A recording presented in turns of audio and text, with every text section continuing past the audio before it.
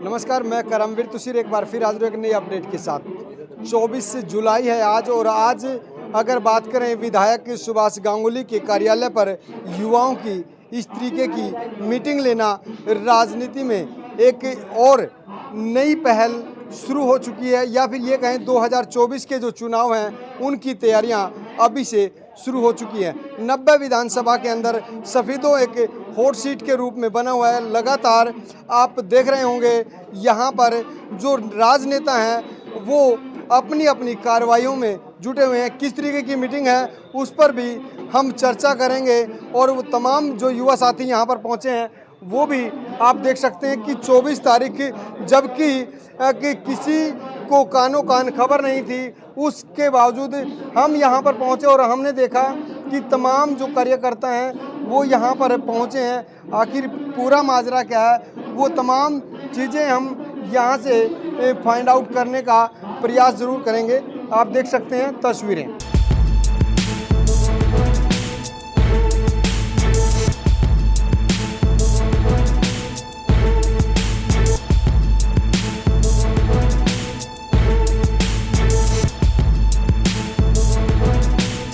और आज इस हरियाणा सरकार में जो सबसे मेन अहम मुद्दा बना हुआ है वो है युवाओं के लिए रोजगार की समस्या। आज एक भारत विकासशील देश है जिसमें युवाओं की संख्या सबसे अधिक है और इस दौर में युवाओं की संख्या सबसे अधिक होने के बावजूद अगर देश में रोजगार नहीं है, हरियाणा में रोजगार नहीं है, आप देख रहे हैं गांव-गांव से सैकड़ों की संख्या में हमारे युवा साथी पलायन कर रहे हैं, दूसरे देशों में जाने को मजबूर है। ये एक सीधा सीधा हमारी सरकार की असफलता का एक परिणाम है जिसकी तरफ किसी का ध्यान नहीं है। और सरकार अपनी कमियां छुपाने के लिए सरकार कहती है हमारे देश का बच्चा बाहर जाकर डॉलर लाएगा। अरे डॉलर लाएगा ना समझो, तुम अपनी कमियां क्यों छुपा रहे हो? तुम ये क्यों नहीं कहते ये बेरोजगार की वजह से आज दूसरे देश में जाने को मजबूर है।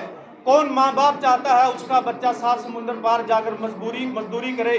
आज तुम्हारी विफलता के कारण हमें ये दिन देखने को पड़ रहे हैं कि दूसरे देशों में जाकर हमारे देश का युवा, हमारे भाई, हमारे बहन वहाँ मजदूरी करने को मजबूर हैं। यहाँ जो मालिकों की हैसियत से रहते थे उन सभी को आपने मजदूर बना दिया और आप सभी कह रहे हैं कि भी हमारा देश तरक्की कर रहा है। क्या इसी खोखली तरक्की से हमारा देश विकसित देश बनेगा? ये सब झूठे वायदे दिखाने बंद करो और धरातल पर रहकर काम करो। बड़े बड़े नेता, बड़े बड़े हरियाणा सरकार में जितने भी मंत्री हैं आज एसीओ में बैठकर कहते हैं देश ने ये कर दिया, देश ने मोदी जी के पैर छू दिए, विदेशों में नाम हो गया। अरे नाम इस चीज़ से नहीं होता, नाम तब होता है जब हमारी घर में वैल्यू होती है। बाहर तो सभी की वैल्यू होती है। आज मैं यहाँ बैठा हूँ, मुझे भी माइक मिला हुआ है।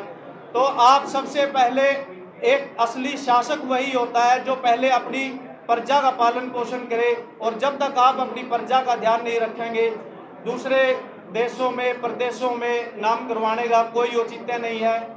मेरी तो सभी साथियों से यही विनती है, आप अपने हकों की लड़ाई लड़े, अपने अधिकारों के लिए आवाज़ उठाए, चाहे उसके लिए सड़कों पर आना पड़े।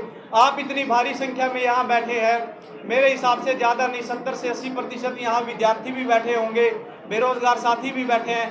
आप अपने स्कूल कॉलेजों से अपने हक की लड़ाई की आवाज़ उठाएं, सड़कों पर उतरे।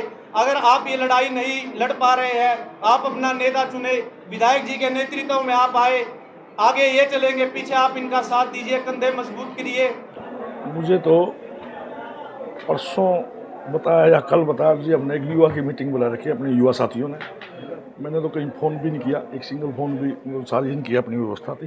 एक रूटीन में पार्टी की युवा विंग की मीटिंग होती रहती है, उसी रूटीन वाज इन्होंने की यूथ की मीटिंग बुलाई गई थी। युवाओं को क्या आपने नीतियाँ बताई हैं और क्या रणनीति तैयार की जा रही है? नीतियाँ जो युवा विरोधी, जो चाहे वो भारतीय जनता पार्टी की केंद्र की सरकार है चाहे वो हरियाणा की सरकार है, पिछले 9 साल में अभी आपको बेरोजगारी दर की बात मैंने अपने भाषण में भी बोली थी।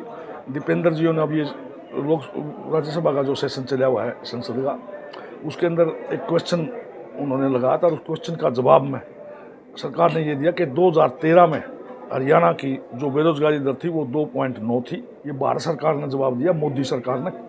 और अब बेरोजगारी दर है वो 9% है, 3 गुना से भी ज़्यादा बेरोज़गारी बढ़ी है, जबकि सरकार बेरोज़गारी को दूर करने पर लगातार हर सरकार ने काम करना चाहिए, करती भी है, और उसके बावजूद भी आप 3 गुना बेरोज़गारी बढ़ी है। ये शर्मकार के लिए इससे बड़ी शर्म की कोई बात नहीं है। ये 2.9 से 1.5 या 2% पर या 1% पर आनी चाहिए थी। और जहां हम बात करते हैं कि हमारे पास यूपी से भी लेबर आती है, बिहार से भी आती है, झारखंड से भी आती है, आज बड़े शर्म की बात है इस हरियाणा की सरकार के लिए। हम संपन्न स्टेट भी कहते हैं, सारी बातें करते हैं कि 2013-10 साल में जो इन्होंने 2013 और 2023 जो आ गया, इस 10 साल में 3 गुना से भी ज़्यादा बेरोज़गारी की जो दर बढ़ी है। इन्होंने बेरोज़गारी को कम करने पर क्या काम किया, तो ये तो एक शर्म की बात है। आज किस तरीके का युवाओं की जो मीटिंग में भागीदारी रही, कितनी तादाद होगी? तादाद बिना तादाद के बीच की कोई बात नहीं है, ये हमारी रूटीन की मीटिंगें हैं। ऐसा बहुत बार होता है कि आप लोगों को भी नहीं बुलाया जाता। एक पार्टी के कभी 50 युवा आ गए, कभी 200 युवा आ गए, कभी 100 युवा आ गए, कभी न कभी यहाँ आते रहते हैं। एक रूटीन की मीटिंग थी, इसमें कोई स्पेशल मीटिंग का कोई उद्देश्य नहीं रहा। आपने कहा था अभी सत्ता में आ जाएंगे तो बेरोजगारों को नौकरी देंगे, कितनी नौकरियां देने की आपने हल्के में बात की? देखो, 2 लाख तो रिक्तियाँ हैं। आज 2 लाख पोस्टों रिक्त हैं, जिसमें से एक मोटा उदाहरण है, 1,15,000 तो कॉन्ट्रैक्ट बेस के कर्मचारी हैं। 1,15,000 कॉन्ट्रैक्ट बेस के कर्मचारी हैं। 2 लाख से ऊपर है, 2.25-2.5 लाख की संख्या है बेरोजगारों की। आज जो रिक्त पद पड़े हैं, सबसे पहले उनको भरने का काम करेंगे। हमने नई ना सैंक्शन करनी ना कुछ करना, जो रिक्त पद पड़े हैं उनको भरने का काम सबसे पहले करेंगे। आज जब 2-2.5 लाख की या 3 लाख की जब भर्ती होगी तो उसको 90 से आप काउंट करोगे। इतना कमज़ोर में ले तो मैं नहीं ना, हमारी कमज़ोर हमारा युवा बड़े पढ़े लिखे हैं, समझदार हैं, मेहनती भी हैं। आपने एक परिवार एक रोजगार की बात की थी। एक परिवार एक रोजगार की भी स्कीम लाएंगे। भाई, एक परिवार में कम से कम एक रोजगार तो मिले। एक के परिवार में 2-2, 3-3 रोजगार पैरिटी देंगे। भाई, कम से कम एक परिवार में एक रोजगार जरूर मिले, किसी ना किसी प्रकार की इस प्रकार की नीति जरूर हम लाएंगे। तो हमने 2 लाख रिक्तियों को बढ़ने का हमने अपने वायदा भी हमारे बड़े नेता बड़ी बड़ी स्टेजों पर प्रेस के माध्यम से कर चुके हैं। विधायक जी, पानीपत से जो असंध का रोड है वो बहुत ही खस्ता हालात में है, क्या कारण मानते हैं इसे आप, जो ठीक नहीं हो रहा है, बन नहीं रहा है? हाँ, आपको जरूर मैं इस बात का जवाब दूंगा। विधानसभा के मैं ये समझता हूँ कि लगभग 13-14 सेशन हुए हैं, और मेरे सेशन का रिकॉर्ड होता है। आप पूरा का पूरा हर इससे बड़ा कोई प्लेटफार्म नहीं होता। 13-14 सेशन में जींद से पानीपत की सड़क का मैंने हर सेशन, विधानसभा के सेशन में मुद्दा उठाया है, और अच्छे ढंग से उठाया है, और पूरा लड़ाई करके भी उठाया है, समझा के भी उठाया है भाई इसकी ज़रूरत है। और जितना मुझे जानकारी है, पहले तो इसको 56 करोड़ का जींद सफेदों की बात हुई, फिर मैंने विधानसभा में क्वेश्चन लगाया कि 79 करोड़ का मेरे को लिखित में जवाब मिला कि 79 करोड़ का एस्टीमेट हमारे पास आया हुआ है जींद सफेदों 10 मीटर का।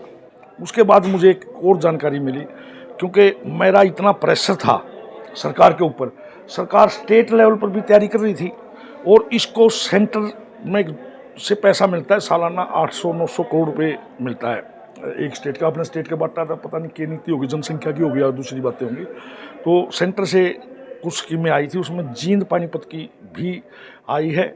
उसका एस्टीमेट तैयार हो गया और ऊपर जा चुका है। जितनी मैंने जानकारी ली है डिपार्टमेंट से, इसकी NOC के लिए अप्लाई किया हुआ है फॉरेस्ट डिपार्टमेंट की। जींद से सफेदों 10 मीटर, सफेदों से पानीपत 4 लेन, और मेरा प्रयास है, मैंने डिपार्टमेंट को ये कहा भाई जींद से कम आप 152D तक तो 4 लेन कर दो, ताकि जींद से जो लोड आए 152D पर जाने वालों का, उसके बाद उसमें तो कोई उन लोगों को ज़्यादा दिक्कत ना आए। चलिए, और सफेदों के लिए क्या क्या प्रयास चल रहे हैं विकास को लेकर? सफेदों के लिए अभी विधानसभा में सभी विधायकों ने, चाहे किसी भी पार्टी का था, पिछले से पिछला जो विधानसभा का सेशन था, तो उसके अंदर जब 6 घंटे सेशन चलता था तो 4 घंटे, चाहे वो बीजेपी का विधायक था, चाहे कोई निर्दलीय था या कांग्रेस का था, सभी विधायक उस 4 घंटे में जिस भी विधायक का बोलने का नंबर आता था, वही विधायक टूटी हुई सड़कों का मुद्दा उठाता था। तो वहाँ पे फिर सरकार ने घोषणा करी कि भाई 25-25 करोड़ के काम सभी विधायक सड़कों का चौड़ीकरण और सुधारीकरण के दे दो। मैंने 20 सड़कें उसके अंदर दी, सबसे पहले मैंने बड़ी सड़क दी, जो सबसे बड़ी झामनी से बम्बेवा की दी, 6.5 करोड़ के आसपास उसका पैसा आ चुका है और टेंडर भी लग चुके हैं। टेंडर लगने के बाद टेंडर अलॉट होना होता है, एक प्रक्रिया होगी, वो ऊपर गया हुआ है। मैं आपको जो सड़कों के नाम लेऊंगा वो लगभग वो सारी वो सड़कें हैं जिनकी एडमिनिस्ट्रेटिव अप्रूवल हो चुकी है और जिनके टेंडर भी लग चुके हैं। बस आने वाले महीना या 20 दिन के अंदर वो टेंडरों की अलॉटमेंट हो जाएगी, उन पर काम शुरू हो जाएगा। नंबर 1 सड़क है जामनी से बम्बेवा, और वो पिल्लू खेड़ा मंडी में प्योर ब्लॉक लगेंगे, जो उसके नाला बनना हो, हर गांव में भी जो होता है उसमें भी गांव जहां भी बसासत होगी वहाँ प्योर ब्लॉक लगेंगे। दूसरा जामनी से रिटोली सीमा तक, मोहम्मद खेड़ा से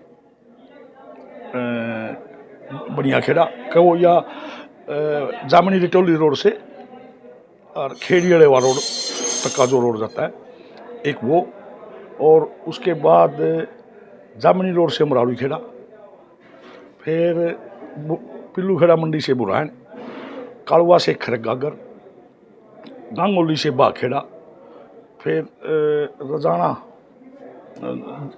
जीन सफीदों रोड से रजाना कला, रजाना खुर्द से रजाना कला, जीन सफीदों रोड से बादरगढ़, जीन सफीदों रोड से आफ्ताबगढ़, जीन सफीदों रोड से मलकपुर, और खानसर चौक से धर्मगढ़ बोड़ी, और एक सड़क है पानीपत रोड से करसिंदो। ये PWD डिपार्टमेंट की 20 सड़कें दी हैं। इसमें का हाँ एक बागड़ू से अपनी एचरा खुर्द और रामनगर से 8, ये 20 सड़कें मैंने। ये तो सड़कों की बात है, लेकिन जो हॉस्पिटल का सिविल हॉस्पिटल, हाँ जी, यहाँ पर एक्सरे मशीन तो है लेकिन यहाँ की बात है। जिस प्रकार से मैंने 2 आपके जीन पानीपत रोड की बताई, इसी प्रकार से मैंने पिल्लू खेड़ा का कॉलेज और सफीदों में डॉक्टरों की मशीनों की कमी का मुद्दा भी बराबर उतनी बार ही हर सेशन में उठाया है, और उसका एक नतीजा, बाकी तो आप लोग ज़्यादा बताएंगे, मुझे थोड़ा सा उसका एक नतीजा भी दिखाई दिया कि जींद में जो सफीदों का सिविल हॉस्पिटल था, जब मैं विधायक बना, जब यहाँ पर एक डॉक्टर था, वो भी एक आधी बार तो ऐसा भी हुआ कि मुआना या कालवा वाला कोई दो जगह का चार्ज होता था, और वो भी प्रशासनिक कार्य करता था, यहाँ कोई OPD नहीं होती थी। लेकिन जब मैंने विधानसभा के सेशन में ठाया और मैंने विज साहब से पक्का आश्वासन मांगा, भाई जब भी नए डॉक्टरों की भर्ती होगी तो सफीदों में सबसे पहले भेजेंगे। मुझे लगता है 5 से 7 डॉक्टर आज जरूर सफीदों के सिविल हॉस्पिटल में होंगे। ये भी मेरे प्रयासों का ही फल है। नहीं, डॉक्टर तो यहाँ आ जाते हैं, ज्वाइनिंग नहीं करते। ये वैसे तो सारी प्रॉब्लम है, बस हर पर ज्वाइन नहीं करते, लेकिन मेरा प्रयास हर सेशन में उठाता हूँ। तो सरकार ने जो मेरे विधायक बनने से पहले की जो परिस्थितियाँ थी, उससे मैंने 5 से 4 गुना जरूर सुधारने का काम किया है।